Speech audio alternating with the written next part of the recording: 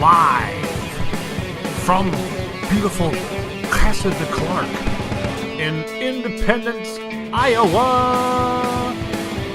It's Unemployed with your host, Matt Clark.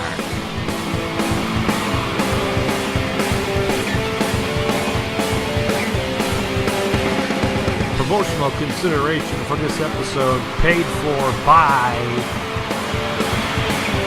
the IRS. Trump, Clinton, let's face it, bitch, you're gonna pay. And now, here's your host, Matt Clark. Greetings, Internet YouTubers, children of all ages. It is I, your unemployed superhero, Max the Wonder Dog, the JP100D, coming to you from the Music Conservatory of Casa de Clark. Greetings. Welcome to the show. It's Monday, the 21st of November, roughly day 46. That was a question mark, by the way. Day 46 of my exile from employment. Roughly. I might have lost track of a couple of days there. We're coming up on the 2 months of unemployment. We're still a little ways away, a little bit, which kind of hurts. A little spring cleaning before we get going on the video today. Wanted to point out, sometime over the weekend, I noticed, I hit 1,800 views. That's 1,800, little more, little less. Stop it. Little more, little less.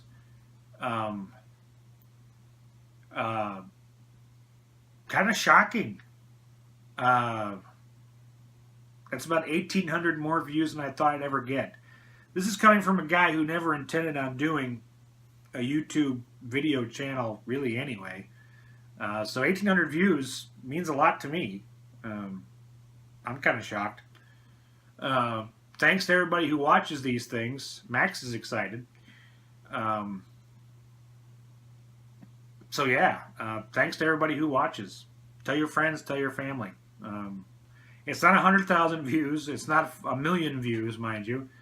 But way more views than I thought I'd ever get. Put it that way. I got notes, by the way. That's why I'm looking over here. Also, you may have noticed I didn't do any videos over the weekend. Mostly because my weekends are pretty crazy at the moment with Pop out at the nursing home and homework and things like that. So I've kind of decided, since nobody really watches my weekend videos anyway, and for the most part they suck, I'm being honest. There's nothing to them, unless maybe there's a wrestling show, which there was last night. I'll talk about that in a minute. So I think I'm just going to say screw it for the weekend videos, and just do videos 5 days a week, like the one you're watching right now.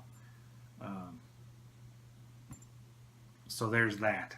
That's why you didn't see anything this weekend, and you probably won't see another weekend video for a little while anyway. This week is Turkey Day week, Thanksgiving.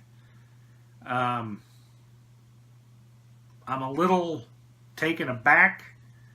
I hope to have a job by now on Thanksgiving.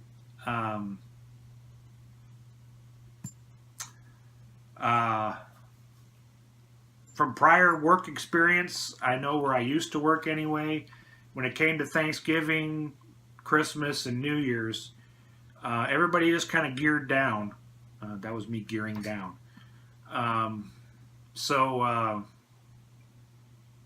I don't expect a whole lot of activity between Christmas and New Year's, especially. Hopefully something hits after Thanksgiving and before Christmas. But if nothing comes through the next few weeks, I'm pretty much assured that I'll be still unemployed come the first of the year, which is slightly depressing. I know there's guys out there that have been unemployed for a lot longer than me. I just hoped to have something by now, but it is what it is. Um, yeah, things just kind of gear down for the holidays. I've kind of uh, been kind of telling myself that. I have sent about 3 more resumes out um, over the last 3 or 4 days. Um, we'll see if any of them hit. If you're keeping score, I'm around 0 for 5 right now. I've only interviewed for 3 positions, but I'm about 0 for 5, give or take. Now, granted, 2 or 3 of those I knew I had no shot at getting because I wasn't looking for what they wanted. I just applied because what can they do? Say no? One of those positions I don't know about. They haven't told me I'm not hired. They haven't told me they're not going to hire me. But then again, they haven't hired anybody yet either.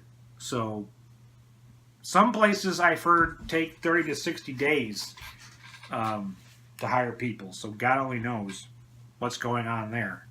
I don't. We're kind of back in that same spot I was in earlier that had me in a funk, where I just had a lack of information. It's kind of like dating. I've mentioned that in the past. If you date a woman, you know there's a huge lack of information from most women while you're dating them. So that's kind of where I'm sitting at the moment. Actually, I'm sitting in this chair in my music conservatory at the moment, but that's kind of where things are at, kind of on the job front. Like I said, if things don't shake out in the next, 2 or 3 weeks, I have a feeling I'm going to be waiting for a while. And I'm not sure where to take it from there, if I want to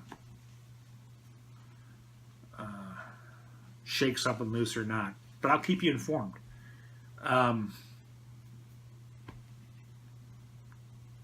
That's kind of where I'm at today. I'm not in a bad mood. I'm not in a good mood. I'm just kind of here. Let's put it that way. And I'm kind of getting worried that I'm starting to get used to the lifestyle of unemployment, which to me is slightly concerning, because I'm one of those people who gets used to a routine. Part of the tough part of being fired from my old job was losing the routine of getting up, going to work, doing the work, and coming back home. And I didn't work any more than anybody else. I did a little bit more than most people do. I worked some odd hours here and there. That's probably one of the things they miss the most about me where I used to work, is that I did a lot of things nobody else wanted to do. That was kind of my niche, is that the jobs nobody wanted to do, I did them because nobody else wanted to do them. A lot of job security that got me, huh? So, my guess is that's probably where people are missing me the most right now, is those little stupid things that nobody wanted to deal with, the customers nobody wanted to deal with, somebody else has to deal with now. And just from looking around doing my job searches, if they're going to replace me, they haven't done it yet, as far as I can tell, anyway. I'll be curious to see if they ever do. They probably won't. I knew they wanted to hire another one of me while I was there. So now there's basically 2 salaries that are being saved. And the people that run the place I used to work, are kind of running the place into the ground anyway. So saving my salary and another one of me will probably make them very happy. The guys I used to work with are going to feel it because that's one less person to deal with the issues that are there. But what can you do? I feel bad for those guys because there's a number of people that are tough to work with where I used to work, and I was kind of I kind of took it and dealt with it and lived with it and smiled in their face and worked with them anyway. And that person's not there anymore, so I'm sure they're dealing with that now. I'm not saying I wasn't replaceable. All right? There's no such thing as an unreplaceable employee. Everybody can be replaced. Even if your bosses have told you can't be replaced. If you work for somebody, if you don't run the place, if you don't own the place, if you work for somebody, you can be replaced. I'll give you that bit of knowledge. There's no such thing as an unreplaceable employee. People are going to argue that with me probably, but it is the truth. Everybody is replaceable if you work for somebody else. It may not be a good replacement. It may not be as good as you were, but they can replace you. And they probably will. As in my my position. But back to my original point. I'm starting to I'm getting a TV schedule down. By the way, there's a cartoon on Comedy Central, FX. It's on a couple of channels now. It's called Archer. I'm starting to watch the reruns of the Archer cartoon on TV. Is it weird that I'm sexually attracted to some of the characters in Archer? It's a very somewhat dirty show. And I'm telling you, there's a couple of characters in there that, if they weren't digital creations, they're totally bangable. Not that I'd have a chance, mind you. Don't get me wrong there. I wouldn't have a shot. But if they were real, they'd be like totally bangable. And I've seen the actresses that portray the cartoon characters. They don't look like the cartoon characters. They're not terrible. They're not ugly or anything. It's just that they're animated very well. That was creepy, wasn't it? This kind of goes back to the Fred Flintstone thing. You know, would you do Betty or Wilma? I would totally do Betty, by the way. I'm not a Wilma. I like dark-haired women. What can I say? I would totally do Betty in a heartbeat. I would do Betty with Fred Flintstone and Barney. I'd do a three-way. I'd do a three-way, a devil's three-way. Now we're getting creepy. Now we're getting really creepy. I don't want to get creepy. I actually got a horrible sense of humor, by the way. But I worry about potential employers searching for me on the web and finding videos and hearing me talk about, triple teaming Betty Rubble with Barney and... Yeah. See, now I'm thinking about it, too, so that's even worse. See, we're creeping back into Creepyville again, so I'm going to have to move on.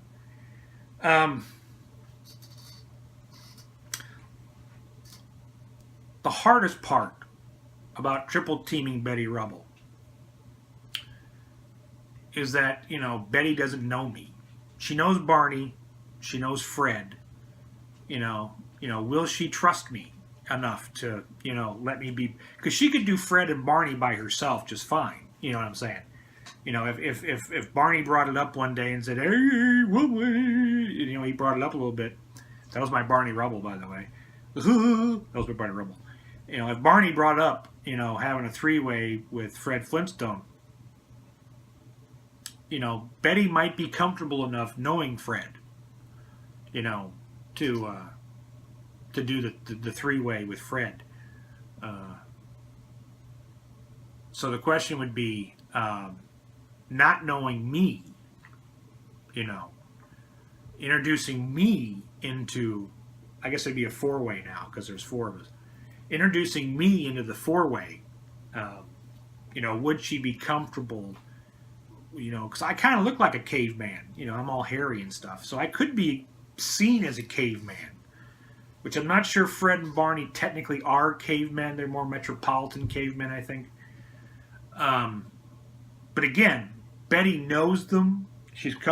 They might be able to bring Wilma in. You know what I mean? And do like a group sex kind of a thing, which would leave me to be like a fifth wheel. Let's review.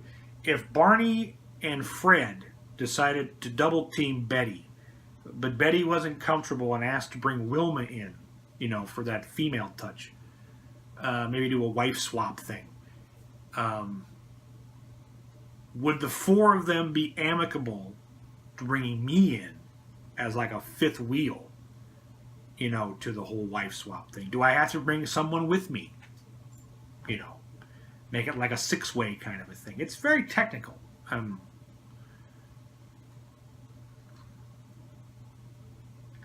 Went back into Creepyville, didn't I? Yeah.